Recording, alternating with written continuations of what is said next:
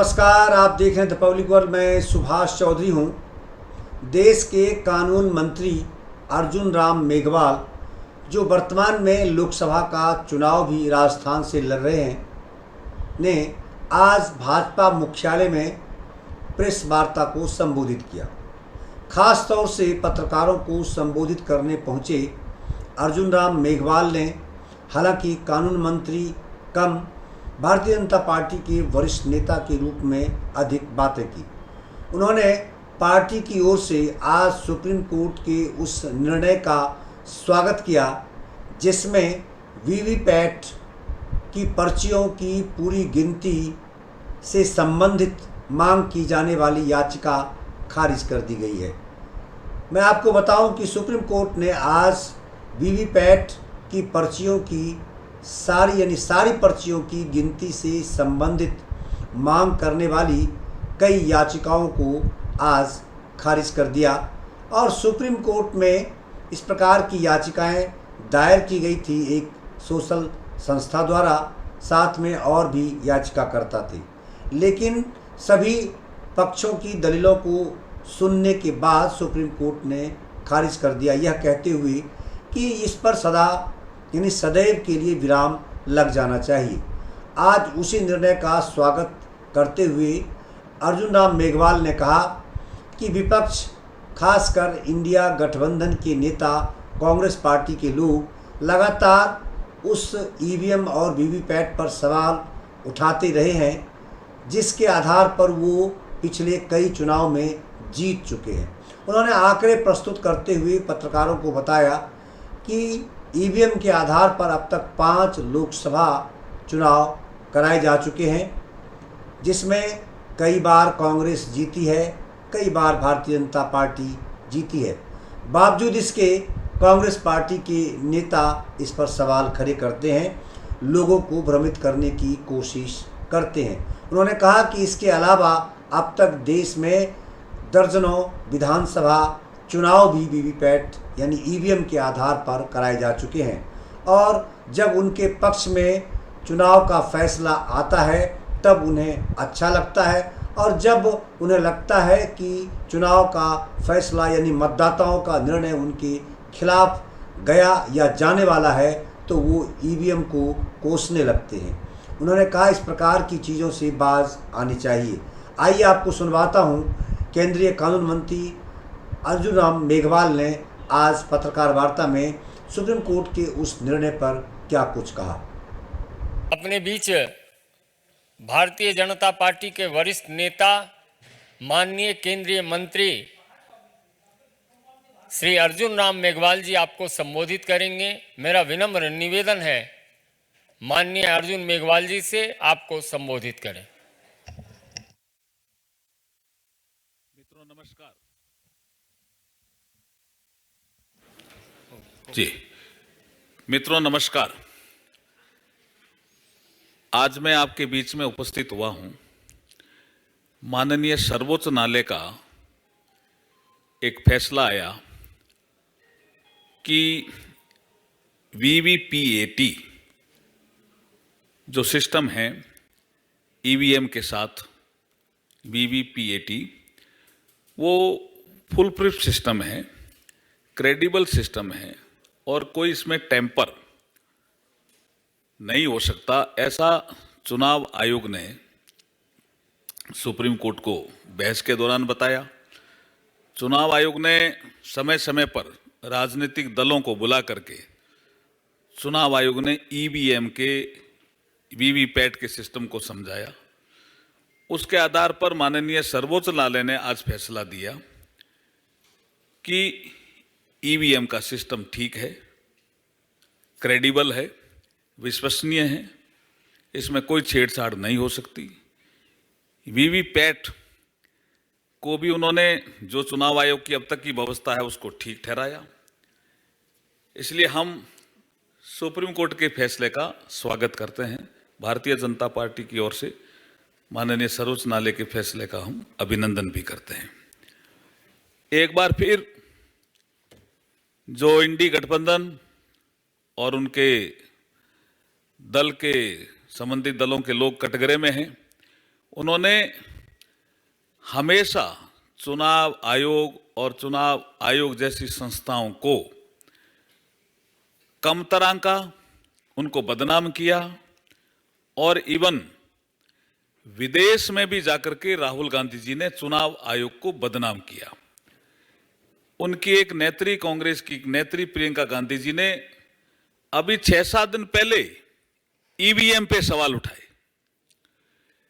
EVM के माध्यम से इस देश में करीब 5 लोकसभा के चुनाव हो चुके हैं और 132 विधानसभा के चुनाव भी ईवीएम से कराए जा चुके हैं।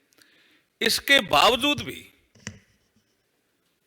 वो इस ईवीएम पे, एक सिस्टम पे सवाल उठाते हैं। ईवीएम मशीन से ही वो कर्नाटक में जीतते हैं, कांग्रेस पार्टी। ईवीएम मशीन से ही वो हिमाचल प्रदेश में जीतते हैं, तेलंगाना में जीतते हैं, टीएमसी जीतती है बंगाल में।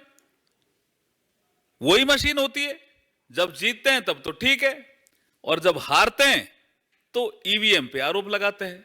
इसका मतलब कांग्रेस पार्टी और इंडी गठबंधन के नेताओं की ये फितरत है कि इस देश की जो संवैधानिक संस्थाएं हैं उनको बदनाम करो।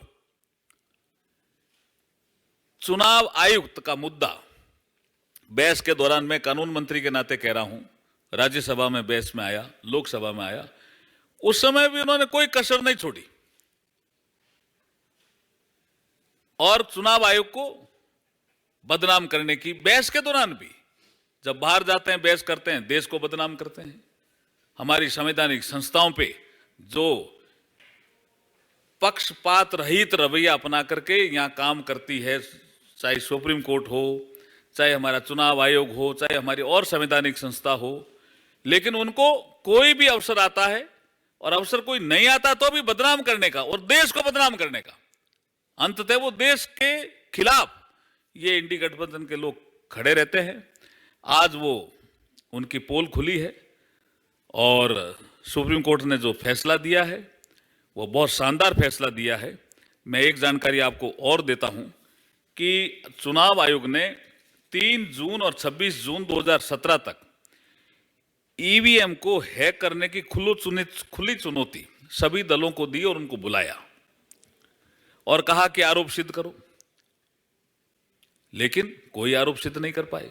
सबके सामने उन्होंने बुलाया और 2019 में वीवीपैट का मिलान करीब 20,687 20687 पोलिंग्स पे किया।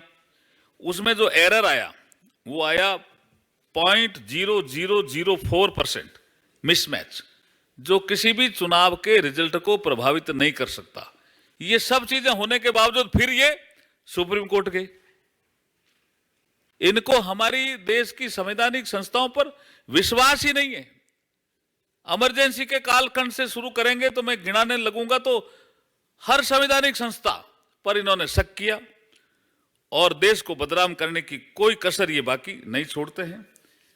मैं आपके माध्यम से फिर कहना चाहता हूं कि जो सुप्रीम कोर्ट का फैसला आया है बहुत शानदार फैसला है और ये हमारे लोकतंत्र को मजबूत करने वाला फैसला है।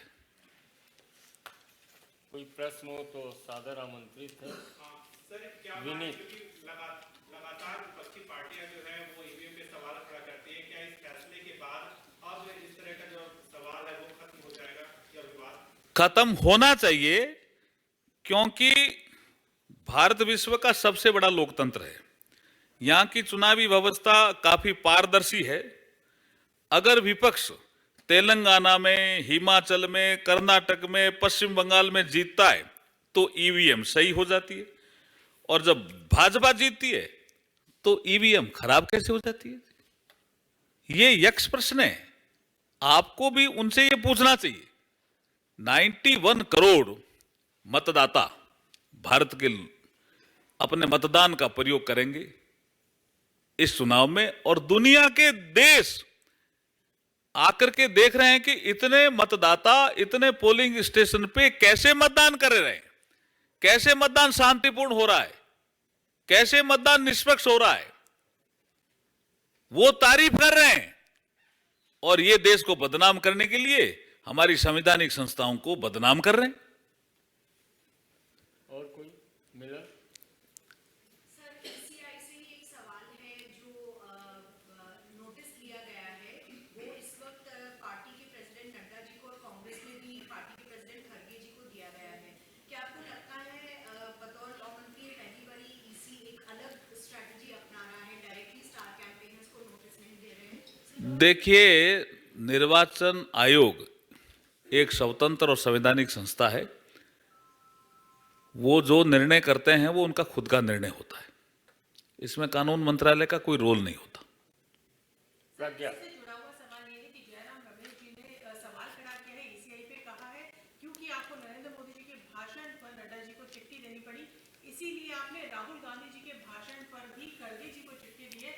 और इसको देखिए, नड्डा जी ने ये कहा कि कांग्रेस अपने घोषणा पत्र के माध्यम से और अपने अलग अलग बयानों के माध्यम से जो SC ST और OBC का रिजर्वेशन है उसको छीन करके ये मुस्लिम समाज के लोगों को देना चाहती है, क्योंकि कभी मनमोहन सिंह जी ने कहा था NDC की बैठक में 9 दिसंबर 2006 को नेशनल डेवलपमेंट काउंसिल की बैठक में कि इस देश के संसाधनों पर पहला हक अल्पसंख्यकों का विशेष करके मुस्लिमों का है, उस विषय पे बोल रहे थे। तो वो चुनाव आयोग, मैंने जैसे कहा कि एक निष्पक्ष संस्था है, उनका निर्णय स्वतंत्र होता है और अपने हिसाब से वो निर्णय करते हैं। हमें चुनाव आयोग पे विश्वास है। सर, शालिनी एएनआई से सर, जयराम रमेश ने ये भी बोला है कि कॉन्स्टिट्यूशन को हटाना चाहती है बीजेपी और आरएसएस जो है वो रिजर्वेशन के अगेंस्ट है। देखिए, ये एक परसेप्शन फैलाया कि 400 पार का नारा दिया, संविधान खतरे में कहा। मैं आपको बताना चाहता हूं कि हमारे प्रधानमंत्री नरेंद्र मोदी जी जब गुजरात में चीफ मिनिस्टर थे और संविधान लागू होने के 60 साल पूरे हुए थे, वहां उन्होंने एक संविधान सम्मान गौरव यात्रा निकाली। किसी कांग्रेस के मुख्यमंत्री ने नहीं निकाली होगी ऐसी यात्रा। संविधान को हाथी पे रखा, खुद पैदल चले। लोगों ने पूछा आप पैदल चल रहे हो? बोला संविधान श्रेष्ठ है। 2010 सुरेंद्रनगर गुजरात, उस समय तो कोई कल्पना नहीं थी प्रधानमंत्री जी को कि भाई मैं एक दिन प्रधानमंत्री बनूंगा। उस समय तो मुख्यमंत्री थे गुजरात के। किसी कांग्रेस के मुख्यमंत्री ने ऐसी यात्रा निकाली है क्या? नंबर 1। नंबर 2, जब 2014 में प्रधानमंत्री बने तो संविधान दिवस 26 नवंबर लागू करके संविधान का सम्मान किया, बाबा साहब भीमराव अंबेडकर जी का सम्मान किया। नंबर 3, 2019 में जब हम 303 सीटों के साथ आए तो सबसे पहले सेंट्रल हॉल में संविधान को नमन किया। तो जो हमारे प्रधानमंत्री संविधान का इतना सम्मान। अच्छा, मैं एक चीज और बताना भूल गया। लॉ एंड जस्टिस डिपार्टमेंट में हमें एक वर्क दिया गया, तो हम डिपार्टमेंट ऑफ जस्टिस से एक कार्यक्रम कर रहे हैं साल भर का, और उसका कार्यक्रम का नाम क्या है? हमारा संविधान हमारा सम्मान। वो कार्यक्रम पहले दिल्ली में हुआ था, जिसको उपराष्ट्रपति जी ने संबोधित किया या मुख्य अतिथि थे। दूसरा कार्यक्रम रीजनल कॉन्फ्रेंस मेरे बीकानेर में हुई, जिसमें चीफ जस्टिस ऑफ इंडिया के प्रोग्राम क्या? हमारा संविधान हमारा सम्मान। झूठ फैला रहे हैं जी कांग्रेस के लोग। सर, इसी से जुड़ा सवाल, अगर ये भ्रांति है कि संविधान नहीं बदलने वाला है, तो किस तरीके से भारतीय जनता पार्टी अपने कैंपेन में वोटर्स को समझाएगी? हम समझा रहे हैं ना अभी आपको। और अभी अमित शाह जी का स्टेटमेंट आपने देखा होगा कि संविधान के साथ ये छेड़छाड़ करेंगे सत्ता में आने पे, ये SC ST और OBC का रिजर्वेशन खत्म करेंगे, हम खत्म नहीं होने देंगे। इसलिए हमें मजबूत बहुमत चाहिए।